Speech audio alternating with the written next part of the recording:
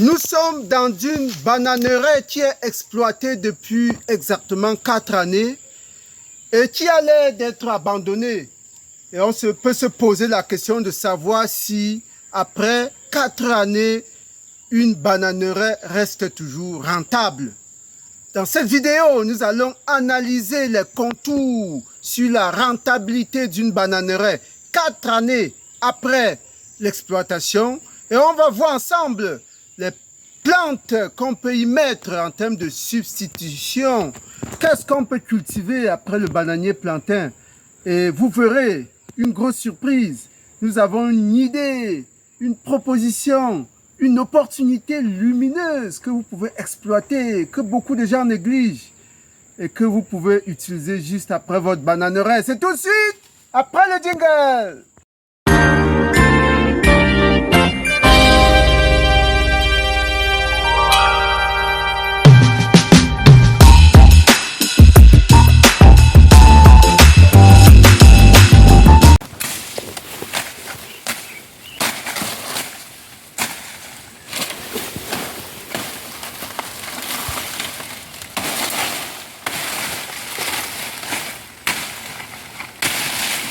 Chers agripreneurs, une fois de plus, bienvenue à la ferme intégrée de Ngoumou.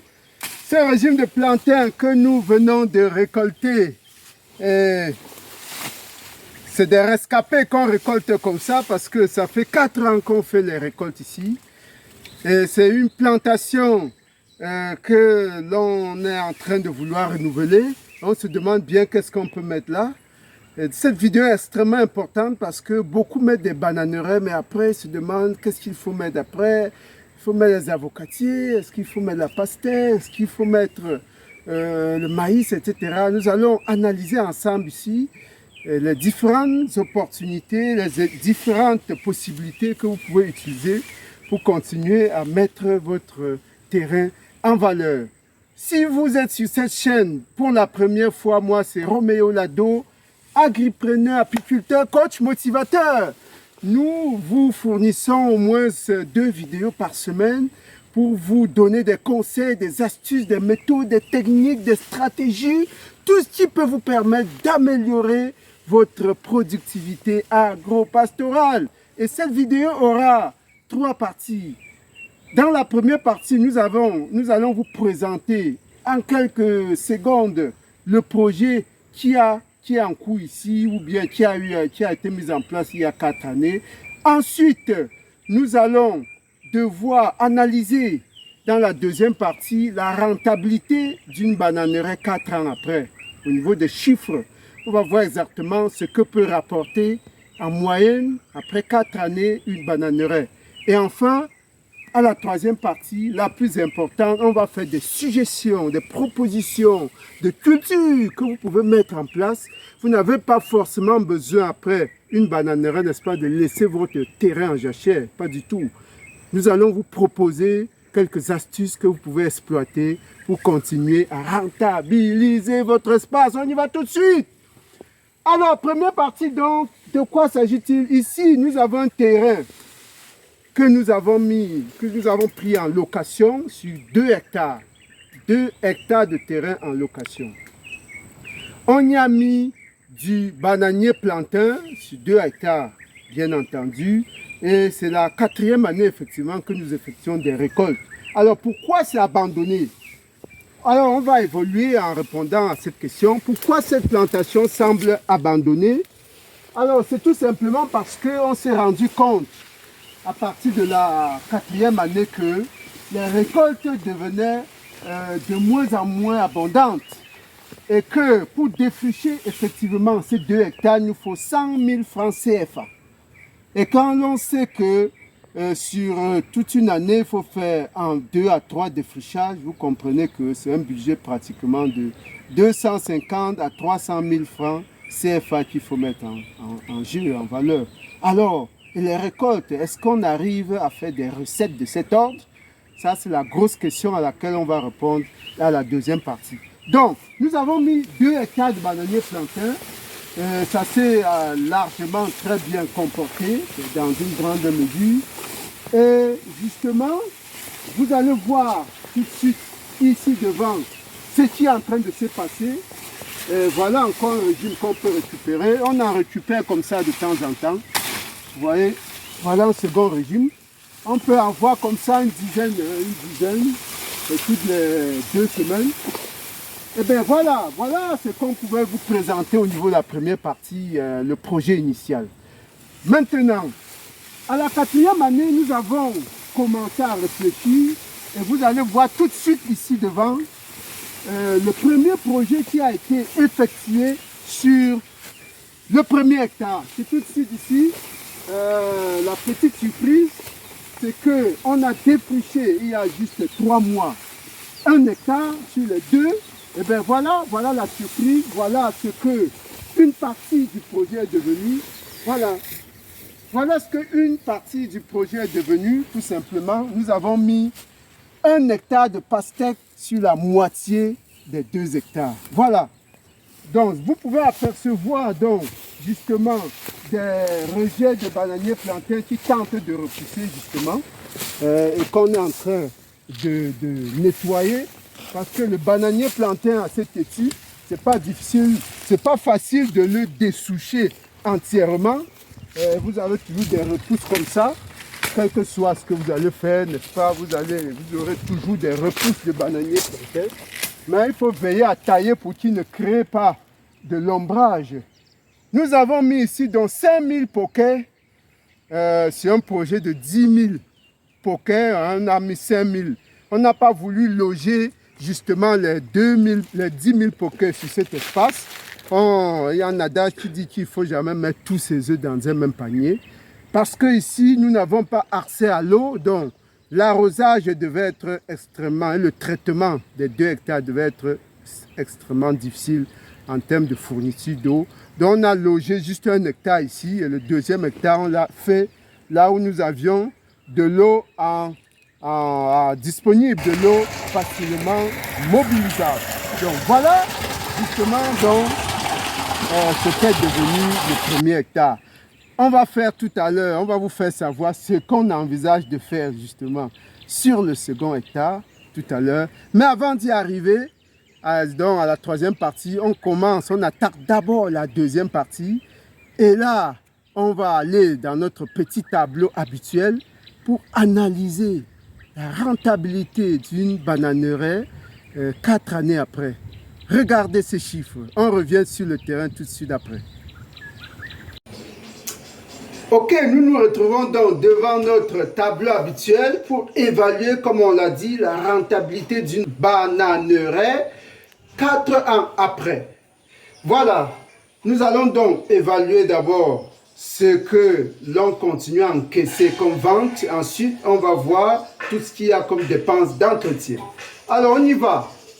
4 années après, qu'est-ce qu'on a comme vente? Vente. Alors, nous allons prendre l'exemple de notre cas. Ça peut être légèrement différent d'un site à l'autre, d'une région à l'autre, d'un pays à l'autre. Mais voilà ce que nous avons dans notre cas. Chaque semaine, pour le moment, après 4 années, nous récoltons à peine 5 régimes. 5 régimes de plantain par semaine. 5 régimes par semaine. Donc, ça veut dire que par mois, on a 20 régimes. On a 20 régimes par mois avec un prix moyen bord champ de 1000 francs CFA. Vous savez, après 4 ans, c'est plus des gros régimes, c'est des régimes acceptables qu'on peut prendre bord champ à pratiquement 1000 francs CFA. Donc, ça veut dire quoi? Par mois, on a combien? 20 fois 1000 francs CFA. Ça fait 20 000 francs CFA, c'est-à-dire à peu près 30 dollars de francs CFA. Ça veut dire à peu près 30 dollars.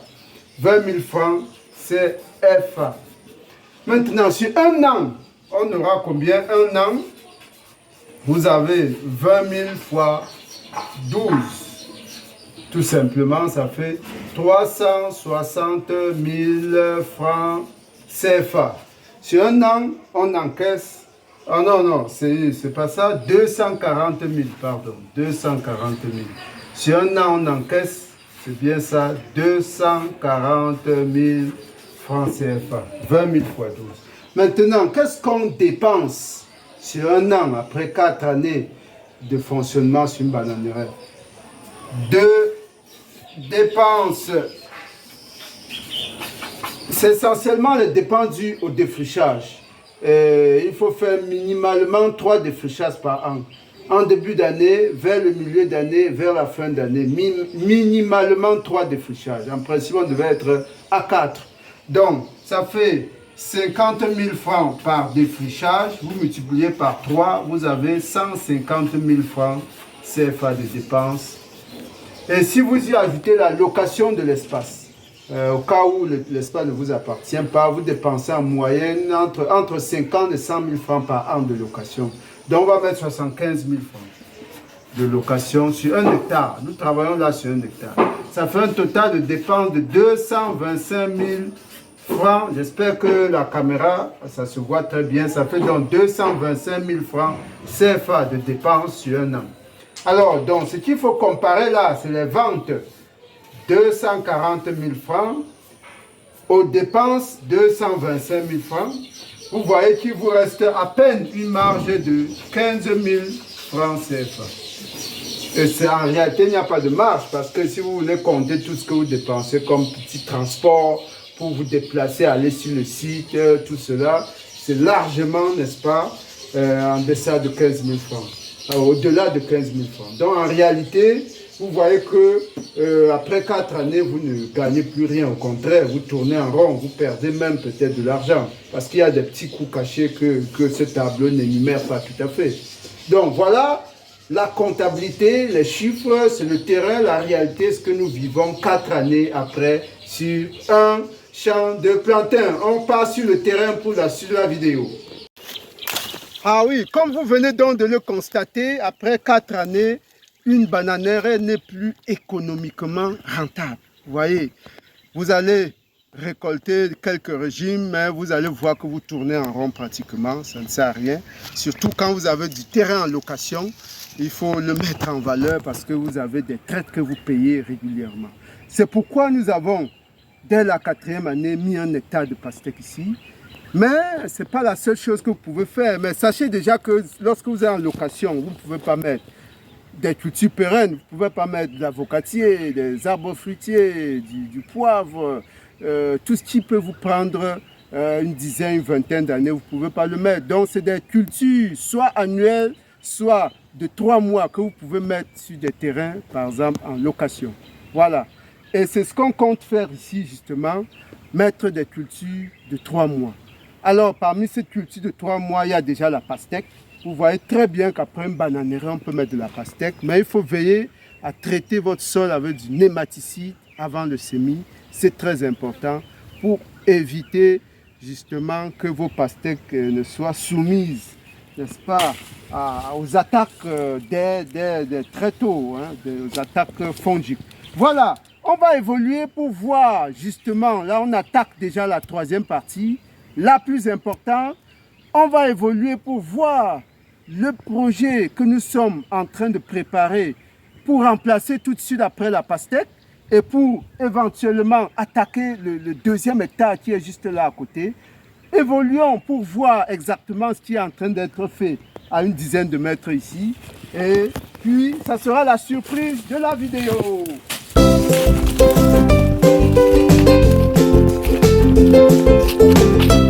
Ok, nous y sommes déjà. Donc, avant de voir justement la culture que nous voulons vous proposer, ce qu'il faut dire, c'est que comme culture de 3 mois que nous pouvons vous suggérer, il y a déjà par exemple les cultures maraîchères. Hein. Si vous avez de l'eau à disponibilité autour de la parcelle, vous pouvez faire toutes les cultures maraîchères possibles, que ce soit gombo, pastèque, tomates, aubergines, tout ce qui peut vous faire 3 mois là, vous pouvez faire en termes de culture maraîchère. Les céréales, vous pouvez le faire. Le maïs, par exemple, ça pourrait très bien marcher, n'est-ce pas? Vous pouvez faire le maïs, mais il n'y a pas que ça, il n'y a pas que les cultures maraîchères et le maïs. Il y a quelque chose qu'on néglige beaucoup et justement, venez voir ce qu'on est en train de préparer ici. Notre objectif, après ce champ de pastèque, c'est de mettre quoi? Du haricot. Oui, vous l'avez bien entendu, du haricot. Le haricot, par exemple, au Cameroun, est beaucoup consommé. Il n'y a pas un seul élève ou étudiant qui peut vous dire que par semaine, il ne consomme pas du haricot en termes de petit déjeuner. On connaît le fameux beignet haricot bouilli qui nous a bercé, qui nous a permis de nous solidifier dans l'enfance quand on allait à l'école. Aujourd'hui même, c'est un aliment très très consommé, le haricot. Il paraît d'ailleurs qu'on importe du haricot pour le Cameroun. Il paraît, on va vérifier cette information, mais c'est extrêmement grave. Ah oui, c'est extrêmement grave. À l'ouest du pays, dans la zone du Noun, on cultive beaucoup de haricots. Même au nord Cameroun, on cultive beaucoup de haricots, mais cela s'avère insuffisant. Ça veut dire qu'on a là une opportunité qu'il faut saisir, que vous pouvez saisir, mettre du haricot. Et nous préparons d'ailleurs une vidéo spéciale sur la rentabilité d'un hectare de haricots. Ça, vous gagnez combien en mettant du haricot? Je vous assure, le haricot peut être d'ailleurs plus rentable que le maïs. On le verra, on va vérifier. On verra avec les chiffres. Ce que nous voulons donc faire ici, c'est quoi? C'est une station pilote. Quand on parle de station pilote, c'est-à-dire c'est un essai. Parce que le haricot, on n'est pas très habitué à cela sur nos terres ici au centre Cameroun. À Yaoundé plus particulièrement. On le fait à l'ouest du pays, les terres sont appropriées. Mais ici, les terres sont appropriées, mais ici, bien que les sols soient bien entendu favorables à ce type de culture, il faut faire quand même des tests. Puisqu'il y a plusieurs variétés de haricots.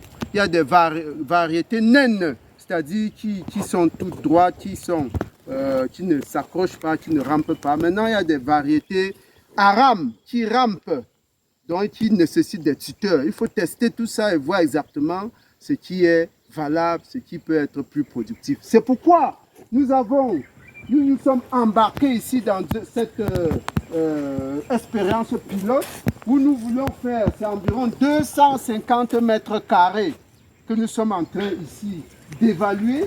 Et vous allez voir la procédure tout de suite. Qu'est-ce que nous sommes en train de faire? Pourquoi on a fait des billons? Pourquoi on a fait du labour à plat? On va le voir tout de suite. Alors, comment se passe l'expérience pilote? Ici, nous avons une petite bande où nous avons fait du labour à plat. C'est-à-dire, on a pris notre daba, tout simplement, et on a labouré. On a labouré l'espace. On a labouré, on a labouré, on a labouré. On a labouré simplement comme ça. Voilà ce qu'on appelle labour à plat. Voilà, en sachant que les racines du haricot sont plus ou moins superficielles, donc un labour de 20-25 cm est suffisant. Donc ici, sur cette petite bande, nous avons fait du labour à plat. Hein, vous pouvez voir cette ligne-là. Voilà une seconde ligne, labour à plat, une troisième ligne, labour à plat, une quatrième ligne, etc. Donc là, nous avons semé déjà, voilà des graines qui sont rescapés là. Nous avons déjà semé, voilà, du haricot rouge, petit grain. Donc nous avons déjà semé ici sur ce labour à plat là. Et maintenant à côté, nous sommes encore en train de faire une seconde expérience. Ici c'est sur billon. Parce que vous pouvez faire sur un labour à plat, vous pouvez également semer sur des billons. Il y a des avantages ou des contraintes pour les deux. Là, vous voyez comment ici, on a emprisonné, après avoir défriché toute cette brousse-là, on a entassé, et c'est en quelque sorte du basket compost, on a entassé cette matière organique-là et on la referme tout simplement. Voilà, on la referme.